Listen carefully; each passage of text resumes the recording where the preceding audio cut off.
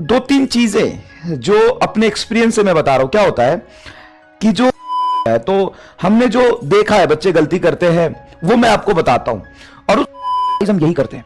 और सबसे ज्यादा जो हमारा वीक पोर्शन रह जाता है फिजिक्स का वो है मैकेनिक्स 2। लेते हैं। अच्छा, होमवर्क से पहले थोड़ा सा रिवाइज कर लेते हैं। अच्छा, रिवीजन से पहले थोड़ा ये बात कर लेते हैं कि अपने को रिवाइज कैसे करना है। बच्चे भयंकर टेंशन में आ गए हैं एकदम। हमारे जो छोटे मोटे चूजे हैं, नन्हे मुन्ने जो रामलाल्स हैं, बहुत सारी रामलाल्स एंड पिंकीज है, बहुत ही टेंशन में है। बहुत सारे बच्चों का मेल आ रहा है, sir how to revise, we don't have time to revise, sir कैसे कॉप अप करें टेस्ट का syllabus, current syllabus, backlog and फिर रिवीजन। बहुत सारी समस्या है सर, हम कैसे कवर करें इन सब चीजों से, हम कैसे मैनेज करें, ठीक है ना, कैसे मैनेज करें। तो दो तीन चीजें जो अपने एक्सपीरियंस से मैं बता रहा हूं, क्या होता है कि जो बच्चा कंपटीशन की तैयारी कर रहा होता है, चाहे वो किसी भी कंपटीशन की तैयारी कर रहा है, तो दो चीजों से सीखता है।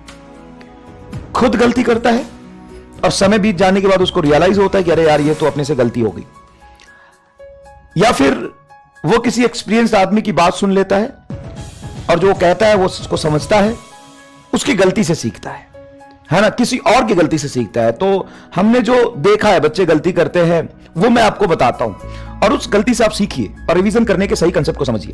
बिल्कुल आपका टेंशन जायज है। अब मैं दो तीन सवाल पूछता हूं, उसका जवाब ईमानदारी से देना। जब तुम kinematics, unit dimension, kinematics, laws of motion पढ़ रहे थे, उस समय रिवीजन का टेंशन था क्या? उस समय रिवीजन का टेंशन था क्या? क्या आपने पूरी एफिशिएंसी से लॉज ऑफ मोशन और काइनेमेटिक्स और यूनिट एंड डायमेंशन चैप्टर पढ़े थे? आपका जवाब होगा यस। उस समय तो हमने पूरी कंसंट्रेशन से पढ़ा था। अच्छा, उस समय जब टेस्ट भी होता था तो करंट सिलेबस का ही टेस्ट होता था। अभी तो क्या होता है कि बैक पोर्शन भी आ जाते थोड़े बहुत। पहले क्या होता था बेटा, करंट सिलेबस का ही टेस्ट होता था। पहले क्या होता था, करंट सिलेबस का ही टेस्ट होता था। तो जो आपने पढ़ा उसी से उसका टेस्ट देते थे। यस। अच्छा, आगे चलते चलते बहुत सारे चैप्टर आपने पढ़े। क्या जब भी आपको मौका मिला तो काइनेमेटिक्स और एनएलएम साथ साथ में आप रिवाइज करते गए क्या? हाँ सर, कभी कभी जब मौका मिला तो थोड़ा थोड़ा रिवाइज करते चले गए। ठीक है, मतलब जो स्टार्टिंग का चैप्टर होता है उसको हम बड़े इत्मीनान से पढ़ते हैं। उसको पढ़ते समय पीछे बैक पोर्शन का कोई टेंशन नहीं रहता। सबसे ज्यादा टेस्ट में वही सिलेबस आता है और सबसे ज्यादा हम उसी को रिवाइज करते हैं। तो बेटा जब आप नेक्स्ट ईयर 12th क्लास में जाओगे, 12th क्लास का सिलेबस खत्म होने के बाद जब फिर से आपको 11th की रिवीजन की चिंता होगी, फिर से आप यहीं से शुरू करोगे। सबसे ज्यादा क्वेश्चंस हम इन्हीं चैप्टर्स का सॉल्व करते हैं, सबसे ज्यादा रिवाइज हम यही करते हैं। और सबसे ज्यादा जो हमारा वीक पोर्शन रह जाता है फिजिक्स का वो है मैकेनिक्स 2। क्या बात कर रहे हो सर? हां, mechanics 2 is started from gravitation.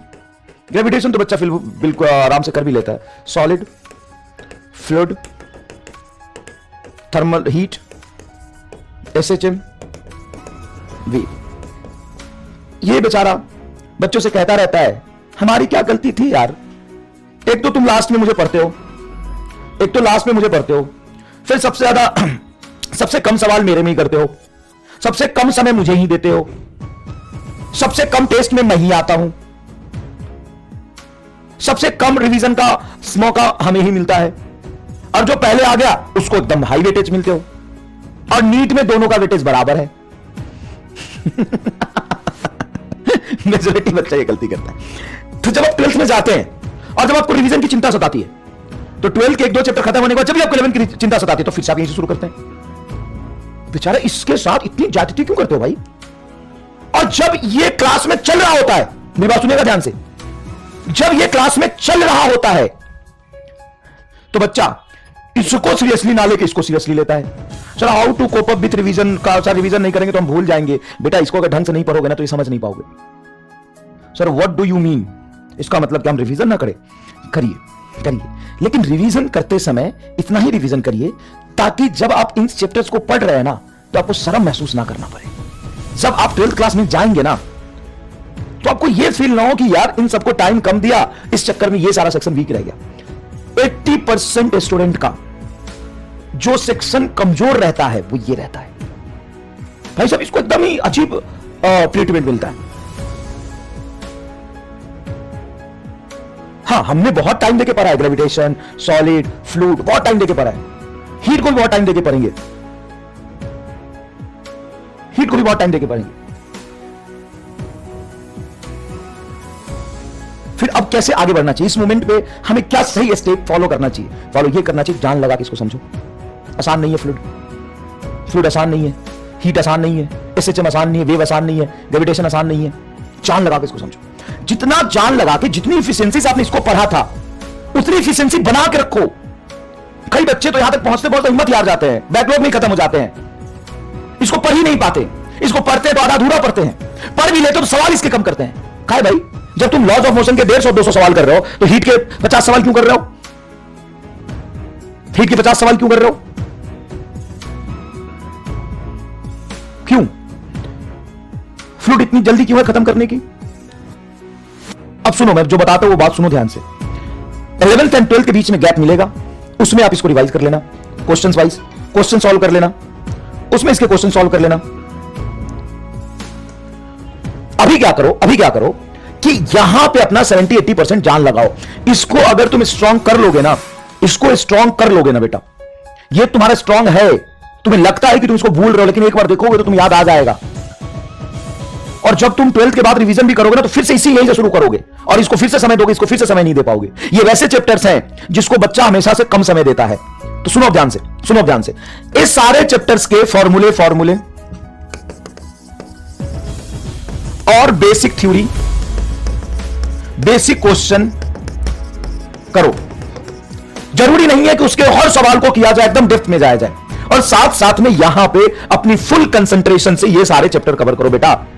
हर बार बच्चा यही गलती करता है 11th में आके, हर बार। 11th का सबसे बिगेस्ट मिस्टेक है। अगर तुम्हें भरोसा नहीं तो अपने दीदी भैया और कल्लू भैया से पूछ लेना, जो 12th में होंगे या ड्रॉप कर रहे होंगे, उनसे पूछना जब आपने 11th किया था या आज भी 11th पे सबसे वीक सेक्शन आपका कौन सा बोलेगा?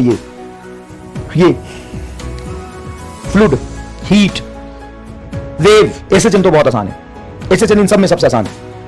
वेव, हीट, फ्लूइड मुश्किल है। क्यों मुश्किल है? मुश्किल इसलिए नहीं कि सच में मुश्किल है, मुश्किल इसलिए कि उसमें समय कम दिया जाता है। मुश्किल इसको है कि इसको रिवीजन कम बार करते हैं। मुश्किल इसलिए है कि इसको पढ़ते समय इसका टेंशन रखते हैं। इसका टेंशन दिमाग से निकालो। अगर तुमने सच में कंसंट्रेशन से और मेहनत से पढ़ा है तो यह चीज तुम्हारे दिमाग में है, तुम रिवीजन करोगे तुम्हें याद आ जाएगा। जब इसको कर लेना खत्म, तब कर लेना रिवीजन। अभी अच्छे से टेस्ट शेड्यूल को फॉलो करो, टेस्ट रेगुलरली दो, टेस्ट शेड्यूल को फॉलो करो, टेस्ट में जो आ रहा है उसको रेगुलरली दो और इसको कवर करते चलो। बताओ तुम्हें क्या रोटेशन की चिंता है क्या? बताओ तुम्हें रोटेशन की चिंता है? बताओ। सुरहास और सब भूल रहे, कोई बात नहीं। जब तुमने पढ़ा था तो फर्स्ट अटेम्प्ट में क्या रोटेशन के 80% क्वेश्चन तुमने लगा लिए थे? हाँ या ना में बताओ। क्या तुमने 80% क्वेश्चन रोटेशन के लगा लिए थे? भाई साहब हाँ या ना में जवाब दो। क्या 80% क्वेश्चन आपने रोटेशन का लगा लिया था?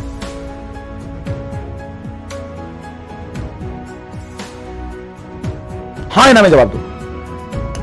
रोटेशन का, रोलिंग का, मोमेंट ऑफ इनर्शिया का, शायद 200 के आसपास तो मैंने खुद सवाल कराया, 250 लगा लिया था। 80% क्वेश्चन लगा लिया था। राज साहिल यस सर, हाँ sir. Anish yes sir. 80% syllabus लगा लिया था, क्वेश्चंस लगा लिया था ना रोटेशन का। अब करोगे तो हो सकता है तुम 40% ही लगा पाओ, लेकिन अगर फर्स्ट अटेम्प्ट में तुमने 80 लगा लिया था, थोड़ा रिवीजन करेगा, हो जाएगा वो। ठीक है। तो बेटा ये चमत्कार है कि आप रोटेशन या 80% 70% न्यूमेरिकल खुद लगा लिए थे मेरे पढ़ाने के बाद। तो ये चमत्कार है अपने आप में, तो उसकी चिंता मत करो, है ना। मैं ये नहीं मना कर रहा हूं रिवीजन मत करो। इसमें रिवीजन ऐसे करो कि बेसिक फार्मूला जो टेस्ट में आ रहा है वो, और बेसिक कंसेप्ट इसके रिवाइज करते चलो, और साथ में अपना जान यहां पे लगाओ। ऐसा नहीं है कि इसको हल्के में ले लिया। ठीक है, तो चलिए अब हम आगे कंटिन्यू करते हैं। The temperature of a pendulum